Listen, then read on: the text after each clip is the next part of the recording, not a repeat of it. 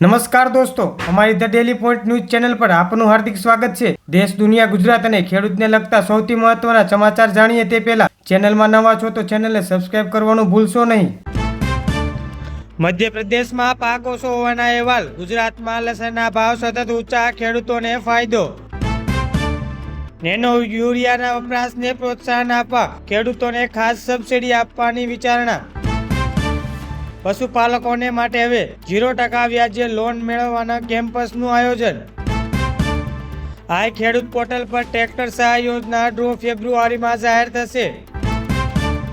અબડાસા અને કચ્છ વિસ્તારમાં વરિયાળીના પાકની સ્થિતિ સારી, સારા ભાવની આશા। પાણીના સંગ્રહ માટે ખેત તલાવડી બનાવવા નવા લક્ષ્યાંકો નક્કી કરાયા। કોબીજ અને ફ્લાવરના ભાવ તળિયે બેસી જતા ખેડૂતોમાં નિરાશા। ગોંડલ યાર્ડમાં ધાણાની આવકમાં વધારો, લીલા ધાણાની પણ સારી માંગ। ભૂંડ અને રોજના ત્રાસથી બચવા કાંટાળા તારની વાડ યોજના પેન્ડિંગમાં છે। ખેતીમાં દવાનો છંટકાવ કરવા ડ્રોન ખરીદી પર 50% સુધીની સહાય। ખેતરમાં ગોડાઉન બનાવવા માટે સહાય યોજનામાં નિયમો સરળ કરાયા। પીએમ કુસુમ યોજના હેઠળ સોલાર પંપ લગાવવા માટેની અરજીઓ સ્વીકારવાનું ફરી શરૂ કર્યું। બનાસકાંઠામાં બટેકાના કોન્ટ્રાક્ટ ફાર્મિંગના ભાવ નક્કી કરવા ખેડૂત અને કંપનીઓ વચ્ચે બેઠક થઈ। આગામી 2 દિવસ સુધી રાજ્યમાં મિશ્ર ઋતુનો અનુભવ થશે। વહેલી સવારે ઠંડી અને બપોરે ગરમી। સૌરાષ્ટ્રના દરિયાકાંઠે વિસ્તારમાં પવનની ગતિ સામાન્ય કરતાં વધુ રહેવાની શક્યતા।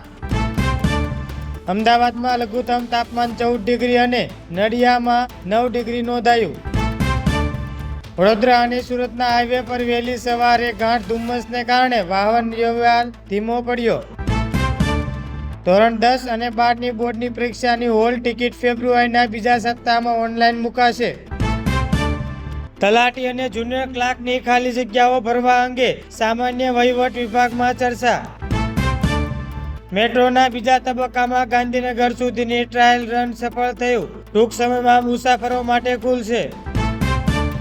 હીરાસર ઇન્ટરનેશનલ એરપોર્ટ પરથી નવી ફ્લાઇટ શરૂ થવાની જાહેરાત। ગિરનાર રોપવેના ભાડામાં ફેરફાર સામે પ્રવાસીઓનો વિરોધ। પાટણમાં રાણકી વાવ જોવા આવતા પ્રવાસીઓની સંખ્યામાં આ વર્ષે રેકોર્ડ બ્રેક વધારો થયો। સરહદી વિસ્તારમાં પાણીની સમસ્યા ઉકેલવા નવી પાઇપલાઇનની મંજૂરી થઈ। રાજ્યમાં સ્વાઇન ફ્લૂના છૂટાછવાયા કેસો નોંધાતા આરોગ્ય વિભાગમાં એલર્ટ જાહેર કરાયું। હવે રેશન કાર્ડ ધારકો માટે આયુષ્યમાન કાર્ડ કઢાવવાની પ્રક્રિયા વધુ સરળ બનાવાઈ। ગુજરાત એસટી નિગમ દ્વારા નવી 500 ઇલેક્ટ્રિક બસો ખરીદવાનો નિર્ણય કરવામાં આવ્યો। ટ્રાફિક નિયમોનો ભંગ બદલ દંડની વસૂલાત માટે શહેરોમાં સીસીટીવી કેમેરાનું નેટવર્ક વધારાયું। સ્માર્ટ મીટર લગાવવાની કામગીરી સામે કેટલાક વિસ્તારમાં ગ્રાહકોનો વિરોધ।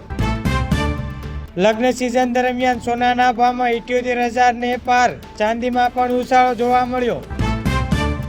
આગામી આઈપીએલ માટે ગુજરાત ટાઇટન્સ ટીમોનું ખેલાડીનું પ્રેક્ટિસ સેશન શરૂ થયું। ડિજિટલ એરેસ્ટના નામે છેતરપિંડી કરતા ગેંગના સભ્યોની સાયબર ક્રાઇમે ધરપકડ કરી। હોટલ અને રેસ્ટોરન્ટમાં વાસી ખોરાક પકડાતા ફૂડ વિભાગના દરોડા। રાજ્યમાં ફરીવાર જમીન રીસર્વે કરવાની માંગ સાથે ખેડૂત સંગઠનો સક્રિય। ચોટીલાના ડુંગર પર ટ્રસ્ટ દ્વારા ભોજન શાળાનું નવીનીકરણ કરવામાં આવ્યું। અમૂલ ડેરી દ્વારા પશુપાલકો માટે પશુ આહારના ભાવમાં ઘટાડો। સચિવાલયમાં મુલાકાતીઓ માટે પાસ સિસ્ટમ ડિજિટલ કરાઈ। સાળંગપુર હનુમાનજી મંદિર હાઈટેક ભોજનાલયનું કામ પ્રગતિમાં। ગેરકાયદેસર રીતે ખનન સામે ખનીજ વિભાગની લાલ આંખ। બેટ દ્વારકા જવા માટે ફેરી બોટ સર્વિસના સમયમાં ફેરફાર કરવામાં આવ્યો। હાલ માટે આટલું જ। મળીશું નવી અપડેટ સાથે। ચેનલ પર નવા છો તો ચેનલને સબસ્ક્રાઇબ કરવાનું ભૂલશો નહીં।